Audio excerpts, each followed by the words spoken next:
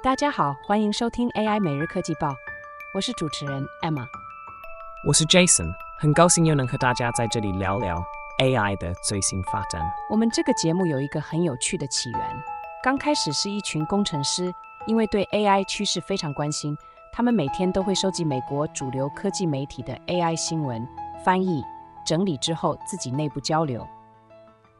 后来发现这些资讯对大家都很有帮助，就干脆免费开放，并且搭配 AI 语音合成，把最新新闻变成 Podcast， 让所有人都能轻松掌握 AI 的全球脉动。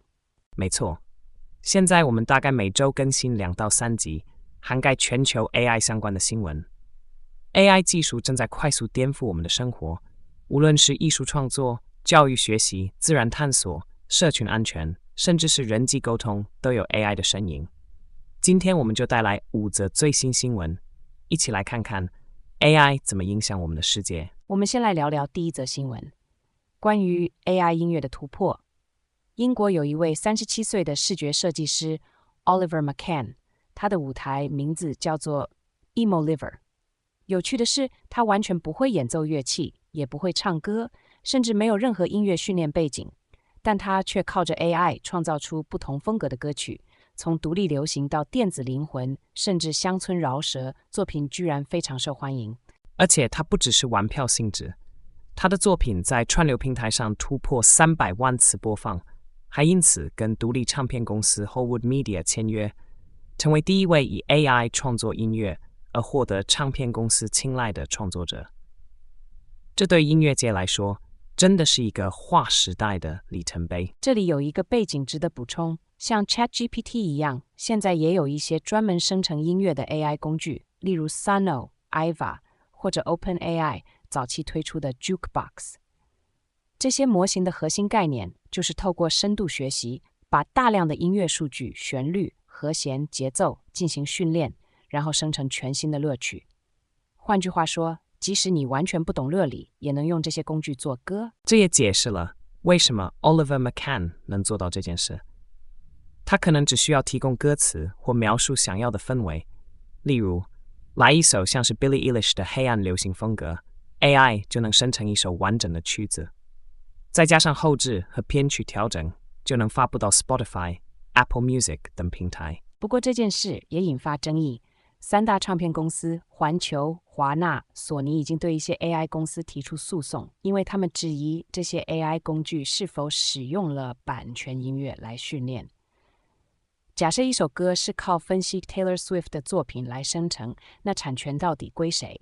这就是未来音乐产业很大的挑战。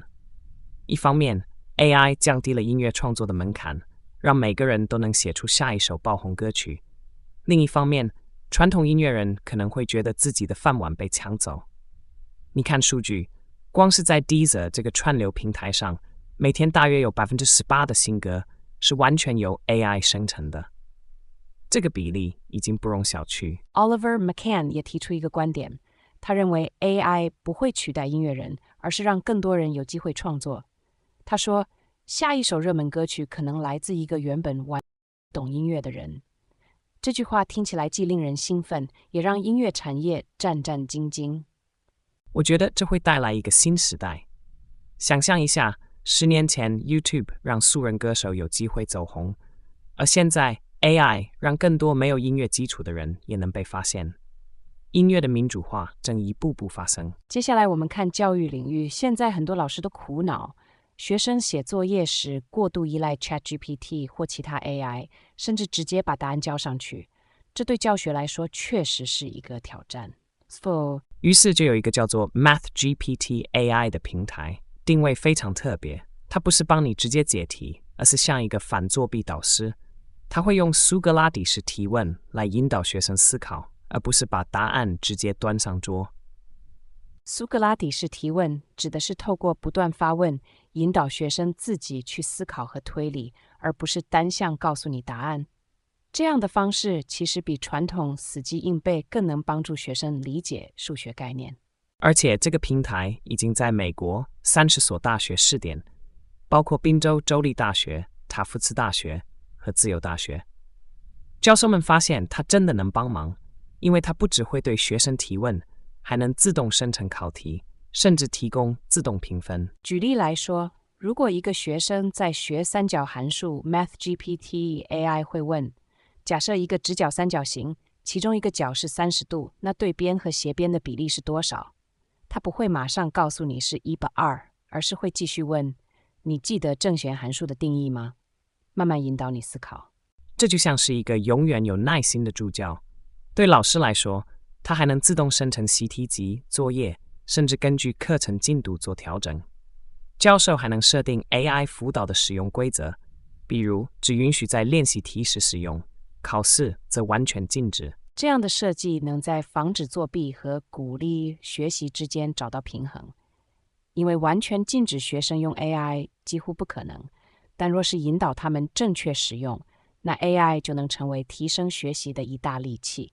这也让人想起之前很多人批评 ChatGPT 帮学生写作业，但其实若工具设计正确， AI 完全可以提升教育的品质。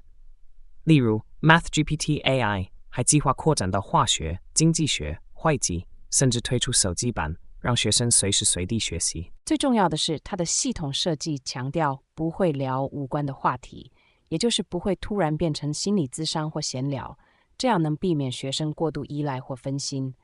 未来教育科技结合 AI， 真的会改变学习的模式。第3则新闻我觉得非常有趣。现在很多人喜欢用 AI 应用程式来探索大自然。举个例子，美国康奈尔大学鸟类学实验室推出的 Merlin Bird ID 就能靠录音辨识鸟类的叫声。对，这就像一个现实版 Pokemon Go。你拿着手机走在森林里，手机突然通知你侦测到新的鸟类，然后你抬头一看，真的有一只红胸鸟在树上。这种惊喜感让很多年轻人开始爱上赏鸟。而且社群媒体推波助澜，很多20几岁的年轻人会把辨识到的新鸟发到 TikTok 或 Instagram 上，吸引更多人参与，这让生态观察变得更流行，也更有趣。不过要注意， AI 辨识也不是100%准确，有时候鸟鸣声会搞混，比如把美洲草凤凰的歌声认成其他鸟，所以使用者还是需要亲自观察和判断。这其实也是一种教育意义。像 iNaturalist 这类应用，除了帮你辨识，还会把资料回传到全球的生物多样性资料库。换句话说，你在后院拍的植物或鸟类，有可能成为科学研究的重要数据。所以这不只是娱乐，也是参与科学的一种方式。以前的公民科学需要大量人力调查，现在有了 AI， 人人都能贡献数据，帮助生态保育。这也显示出 AI 在生活中的多样应用，从娱乐、教育到环境保护， AI 都能让我们更贴近世界，并且激发新的兴趣。第4则新闻跟安全有关。Meta 最近宣布将重新调整 AI 聊天机器人的训练方式，特别针对青少年用户加强保护。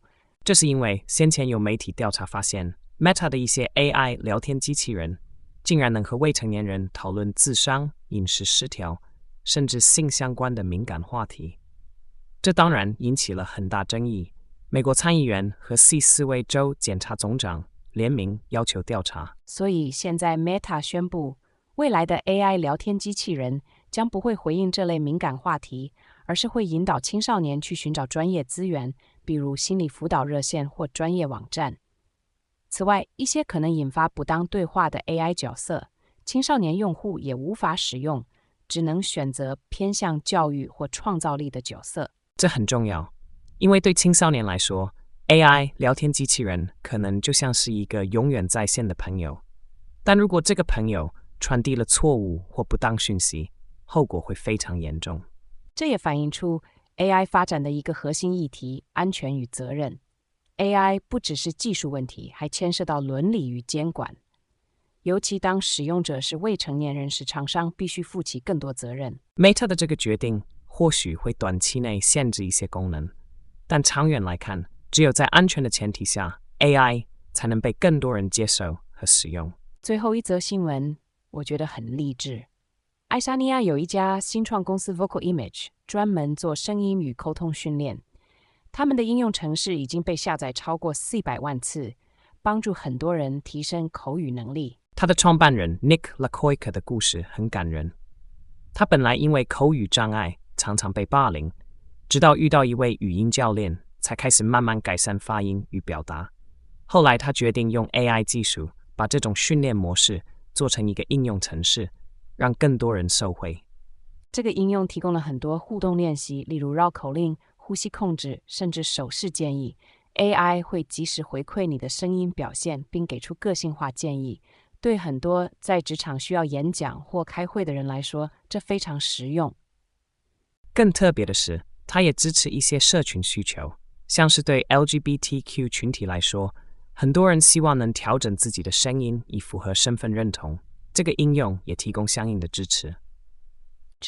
目前 Vocal Image 已经有16万活跃用户，5万付费订阅者，年收入达到1200万美元。这对一个只有20人团队的新创公司来说是非常惊人的成绩。